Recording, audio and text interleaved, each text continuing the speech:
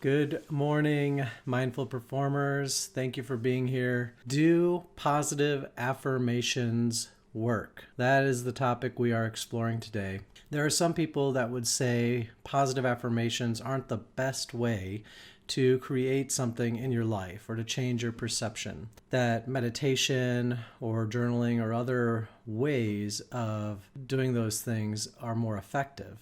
But I would say that I truly believe in the power of positive affirmations. Positive affirmations give us a starting point. There are so many times when people might be complaining about something in their life or are expressing to me the desire that something is different, and I ask the question, what would you like it to be like? Or what would be ideal for that situation? Or what do you want? Like, what does your perfect job look like? And a lot of times they haven't given that question or those questions any thought.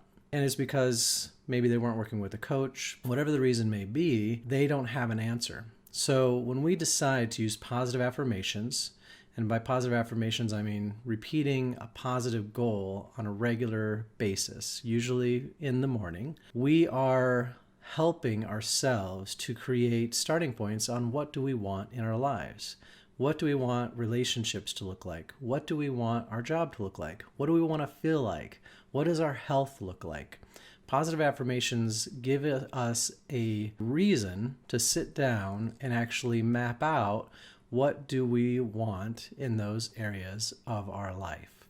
So that's great, you say. Positive affirmations work, but why do they work?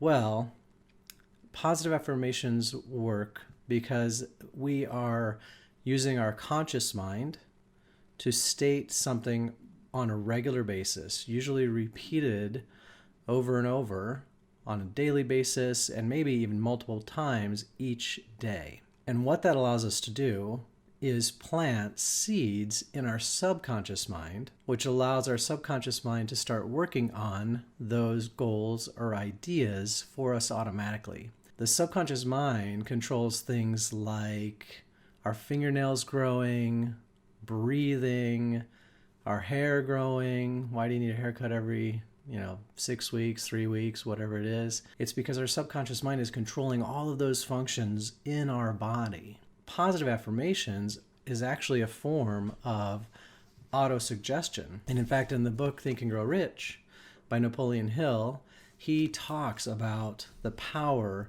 of desire, the power of passion, the power of using our mind, programming our own mind using things like positive affirmations. Now, of course, he goes into much more detail on how the mind works, but he's very clear on using autosuggestion or repeating positive affirmations to program our own subconscious mind so that it then helps automatically create situations in our lives based on our perception and based on our understandings of what's going on so that we're working towards those goals. It's quite amazing when you first start using it. In fact, when I first started studying the possibility of changing my perceptions about life, creating different things in my life, positive affirmations was one of the first places I started. It just happened to be in one of the books that I was reading, and it really did help me create a starting point. By repeating those affirmations on a regular basis, I was able to create a form of belief and faith in what I wanted. And I was reminding myself every single day, this is what I want to feel like when it comes to health. This is what I want in my relationships. This is what my ideal job is. Here's, whatever it is. Here's what I want my financial status to be. All of these are things that you can use positive affirmations to accomplish. So autosuggestion is number 2 in the positive affirmations on why do they work. One thing that isn't always talked about with the positive affirmations is how important it is for us to couple the thought with a feeling, with emotion. How does it feel to have that happen? How does it feel to feel healthy, to feel vibrant Even if we have to think back to a previous time in our lives to capture that feeling, we want to feel it right then in the moment that we are doing our positive affirmations. And I know that this can sometimes be tricky. We've talked about this in healing joints and things of that nature. But we want to strive to feel what it'll feel like when this thing is occurring, when it's been accomplished. That is so key. And it doesn't matter which teacher you follow, whether you're watching the movie What the Bleep Do We Know, or reading The Secret, or reading Think and Grow Rich by Napoleon Hill. I'll tell you, I avoided reading this book for probably 25 years of my life, maybe more, maybe 30 years of my life, because I didn't want to be all about the money, which is kind of funny depending on who you talk to. For whatever reason, that was in my mind. I didn't want to be all about the money. And of course, this thing has dollar bills all over the front cover, and he talks to, people like JP Morgan Chase and all of these very successful magnates to determine what is the difference between people who succeed in money and business and people who don't. When I finally sat down and read this book, it blew my mind on how much he studies the mind, the subconscious, and leverages the power of thought, the power of the words, and the power of desire and passion and feeling what it feels like when those things are accomplished. So I highly recommend the book.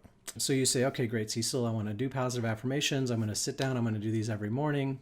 What tips do you provide, or what are you thinking about those? I will say that one mistake that I see people do is their positive affirmations are actually less positive than they should be. So they'll say, I don't want to be sick. I don't want this to hurt. This should not hurt anymore. We need to shift that as quickly as we can to the positive, meaning my joints move freely. I am full of vitality. I feel abundant, as opposed to the statements that contain lack. So I want to make sure that we put that shift from statements of lack to statements of abundance, statements that are positive. That's why they're called positive affirmations. Even though in our mind, sometimes we're thinking, well, I'm saying I don't want pain. Well, that's fine, but your subconscious mind hears pain, not freedom of movement or vitality, or whatever that might be. So one thing to keep in mind, make sure that you're keeping them positive. And then I would also say you want to be sure that you are doing these on a regular basis. This is a practice, just like a meditation practice. Doing positive affirmations every day takes some effort. I like to do my positive affirmations in the morning. So I'll be getting ready, and I actually use a technique right now that I read in a book called Tools of the Titans by Tim Ferriss. He was interviewing Scott Adams, the illustrator of Dilbert. He, of course, couldn't remember where he got this exact technique, but I liked it because it was an I am statement. So I, Cecil Buchanan, am full of health, life, vitality. My actual statement is, I, Cecil Buchanan, weigh 178 pounds, and I'm lean, strong, muscular, and full of vitality. And I try to say it 15 times to myself, but what happens is I start thinking about cleaning the pool or plans that I have that day, going to the grocery store, and all of a sudden I've gotten 3 done instead of 15 done. It is definitely a practice. Sometimes it may make sense to sit down. In fact, I do this. I'll set up time where I'm either walking and doing it so that I don't have those distractions, or when those distractions come up, I know that it's not time to think about my next meeting. It's time to do the affirmations. Make sure that you are doing the affirmations on a regular basis and that you put some effort into keeping yourself on track. Just like in meditation, when our mind starts to wander, we bring it back. The same thing with positive affirmations. And I also suggest that you couple the positive affirmations with meditation, because when we're getting into those lower brainwave states, we have much closer access to the subconscious. So by doing the positive affirmations in the morning and in the evening or during meditation, I feel that you're closer to the subconscious mind, where you can plant those seeds so that they will start growing and the subconscious mind will take over automatically. That was the topic for today. Thank you for joining and listening to today's topic. If you have ways that you use positive affirmations in your life, I would love to hear them.